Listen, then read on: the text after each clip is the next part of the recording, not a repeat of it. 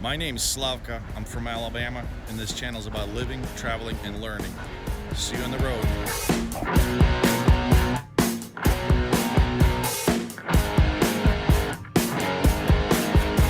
YouTube, what's up? Well, another day, another dollar, another load. So I'm in Oregon right now. I'm in a near town called Hermiston, Oregon. And my young friend has found me another load.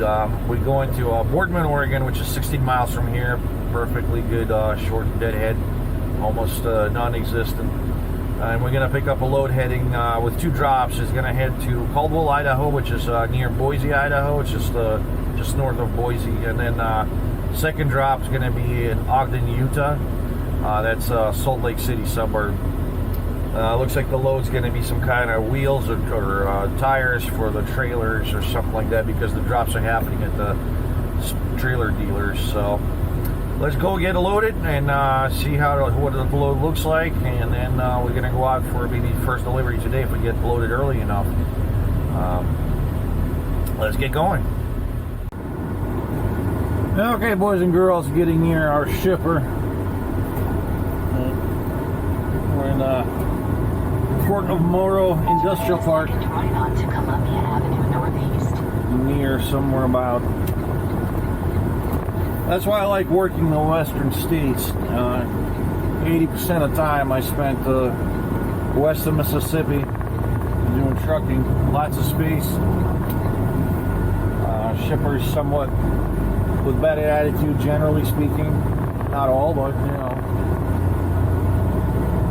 When I go northeast, it's only because of necessity or because it's paying a ridiculous amount of money that I can't refuse. But every time I go to northeast, like Connecticut or Massachusetts, I'm counting hours till I'm out of there. And I always tell myself I'll never do that again, but I know I'm lying, because I will do it if, again, necessity or the right amount of money is offered. So that's how trucking life is. You know, generally we as truckers, we like to bitch a lot. I mean, I bitch probably more than the average bear, but I know some truckers, man, they would bitch about everything. They would bitch about their mama and everything else, and you know, if they got the $1 million, they'll bitch about the bills that they got, you know, 50s instead of 100s or something.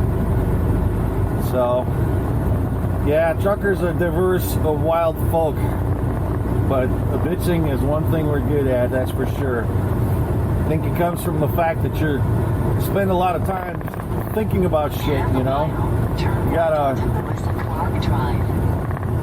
got an entire day to just nothing but stare at the road and make sure, you know, keeping the truck between two lanes and just worry about everything else. So, alrighty, that's our shipper right there, actually. We gotta make a turn over there.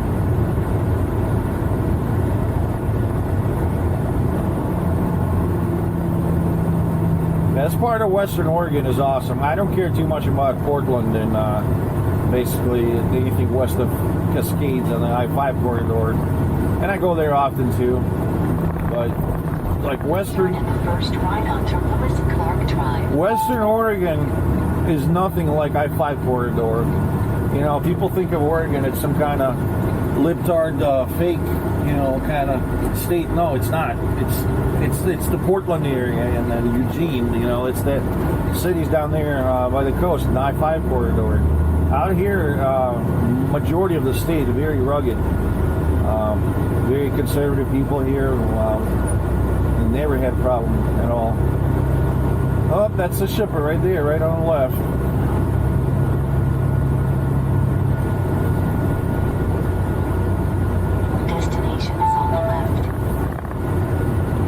Let's see if we can get lucky. I'm not supposed to get loaded until 2 p.m. It's like 9:30 right now in the morning. So if I get lucky and I get loaded, I can make a first drop today, easy mode. And if I'm gonna have to wait, I'll just have to wait, I guess. You know, there's no choice. It's what it is. I'll just park here for now.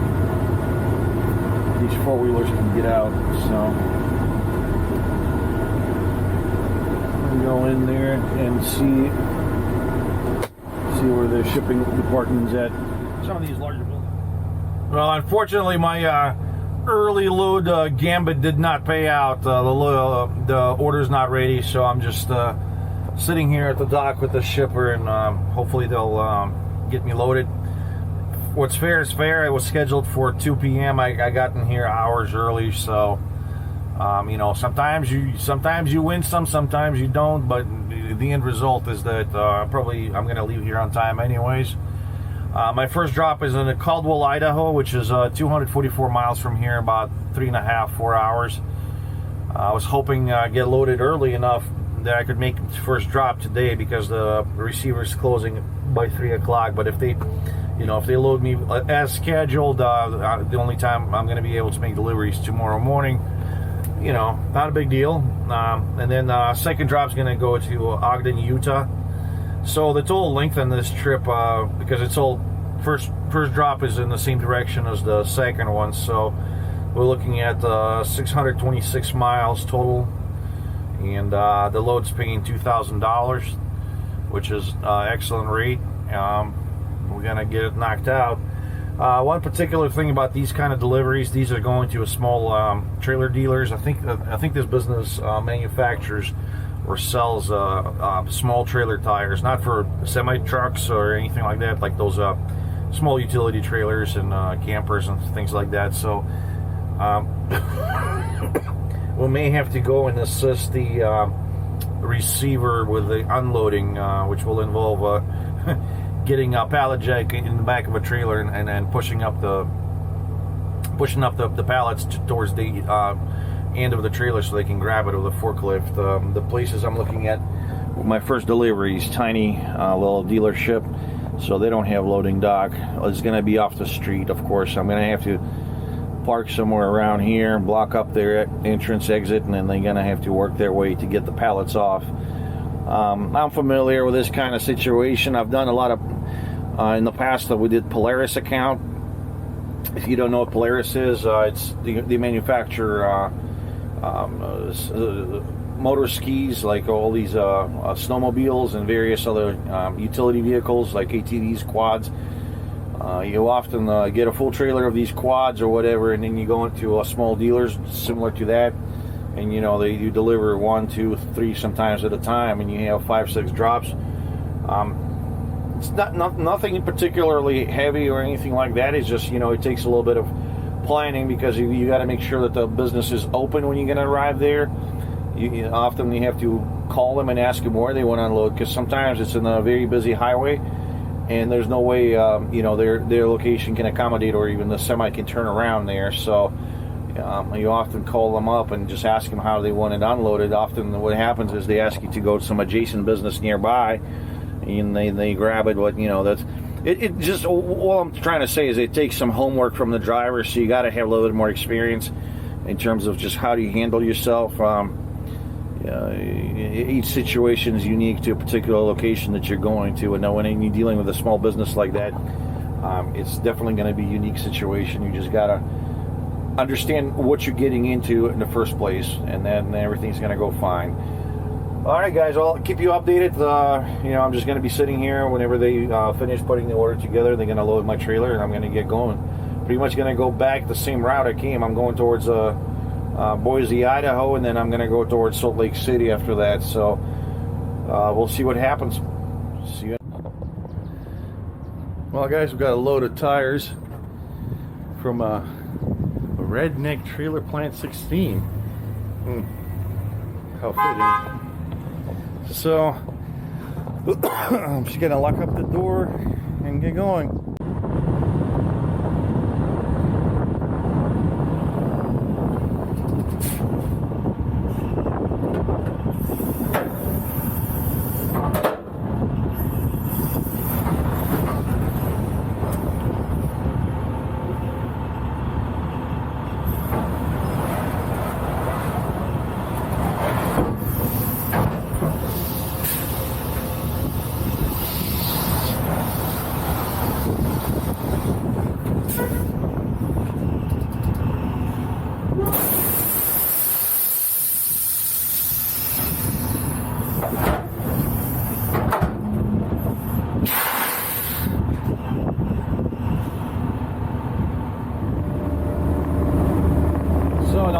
episode we're going down the Cabbage, going west. Now we're gonna go up the Cabbage Hill, going east towards Boise. We're gonna probably get up here and then put it in a fast motion because it's gonna take a while.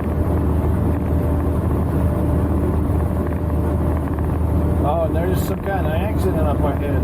Looks like a vehicle ran off the road.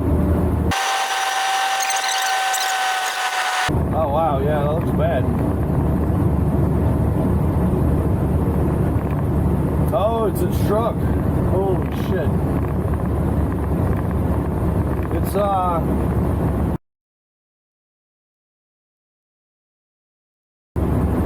yeah, it's one of those light trucks, like light box trucks. The guy lost control. Big shit at the very bottom.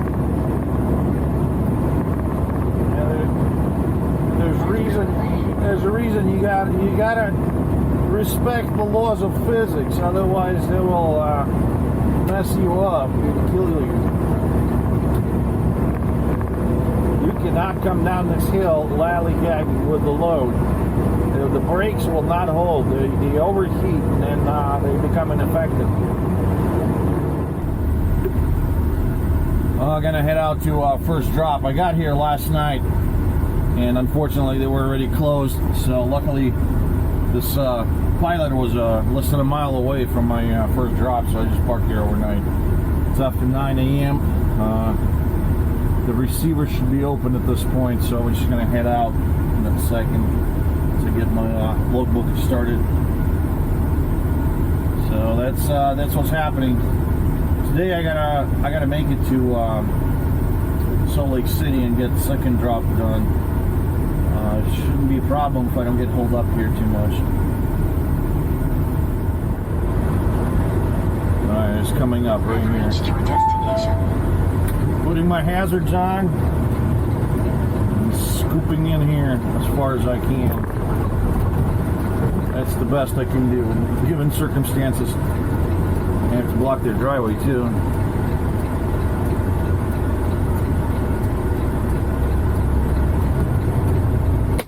Alright guys, see, my truck is longer than their property. I'm actually in there partially blocking their neighbor.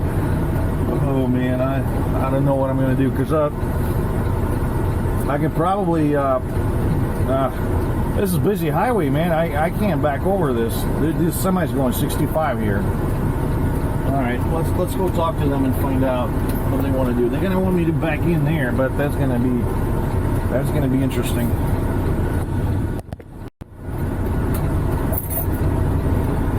Well, a customer wants me to back in their driveway, understandably so. Oh, that's a lot of traffic right now to block.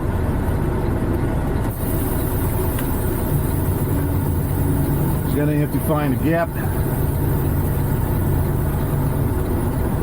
I gotta go across over to that property and then block the entire highway. And it's a busy morning. Lots of commercial traffic.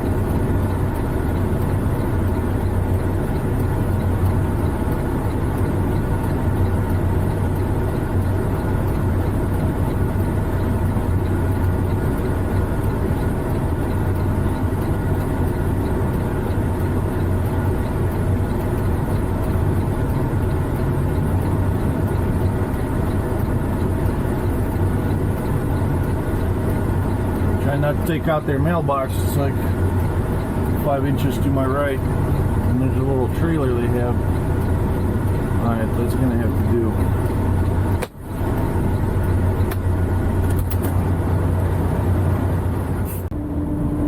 Well, it didn't work out well. That was a fuck up on my part though.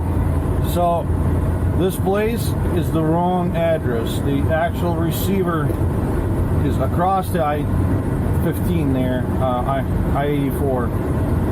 We got a couple pallets down, like 3 or 4 of them. And then the guy's like, was looking at the label. It's like, wait a minute, that's not our location. So there's two receivers with the same name. They're affiliated companies.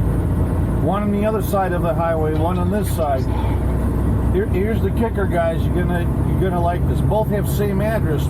The only difference is suffix. There's like -20 something. I put it in Google. I researched, looked at the street view, you know, all that jazz that I normally do. I would have never thought in my lifetime that there would be 2 facilities with identical name, same address on the same road. Just, you know, one maybe like 4 miles apart. Would have never thought of that in my lifetime. That's a first one. So there you go. Anyways, no harm done. Just put the pallets back. Just, you know, lost an hour or 2. Now I'm heading to the actual receiver. I don't even know what to say. Idaho, it's kind of got funky ass way to index their addressing system, because if you can have 2 locations with the same exact house number on the same goddamn highway within 5-mile distance of each other, what are the chances of it being the same freaking business? That's crazy. Think about it, guys. There's just, you know, 2 branches of the same company, just, you know, one location and then the other, and then they both have the same freaking addresses.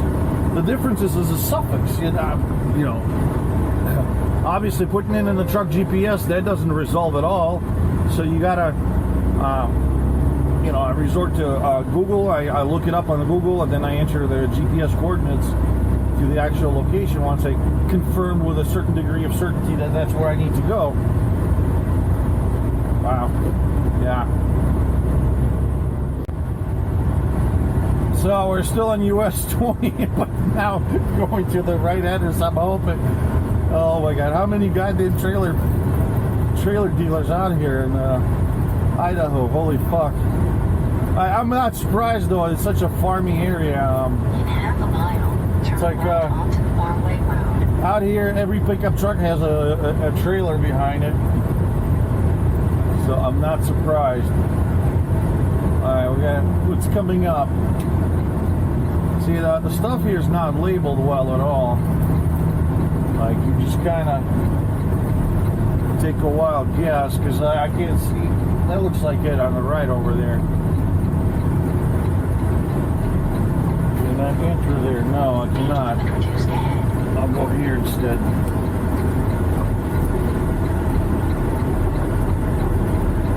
Jesus Christ.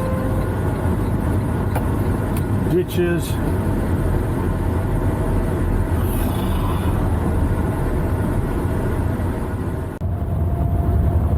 We're continuing our adventure through a beautiful sunny Utah landscape.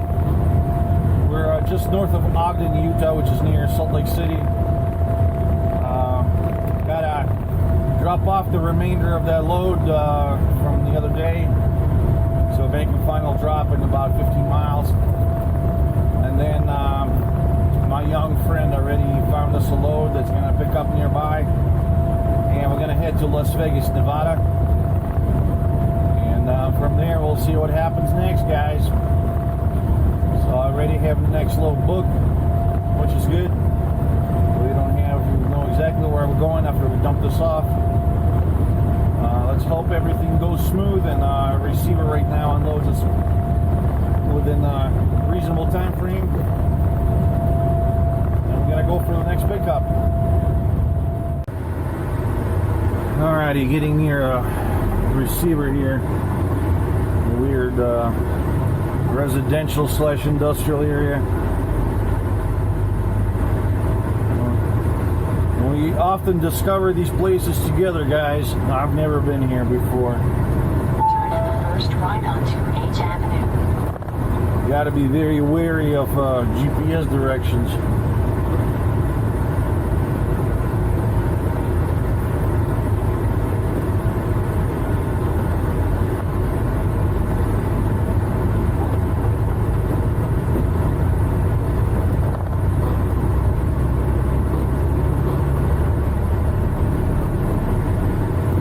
This seems alright, but you never know. These are, it looks like bad neighborhoods. There's metal bars on all the windows and doors, barbed wire fences. That tells you one thing: it's a genuine ghetto in Salt Lake City. West Dixie Street.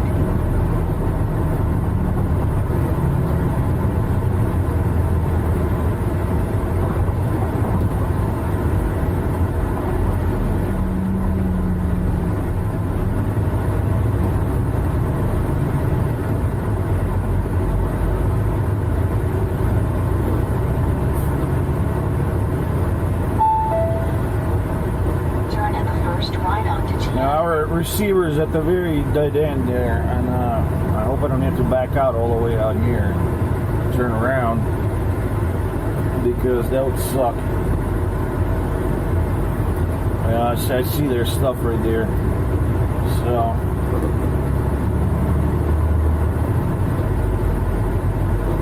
hopefully there's a turnaround spot big enough for my truck to fit in. Yeah, this is my receiver, Voyage Manufacturing, LLC. Your destination is on the right.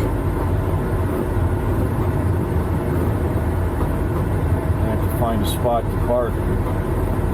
I'll go next to these trailers over here. For now. Should have enough room for people to get past me.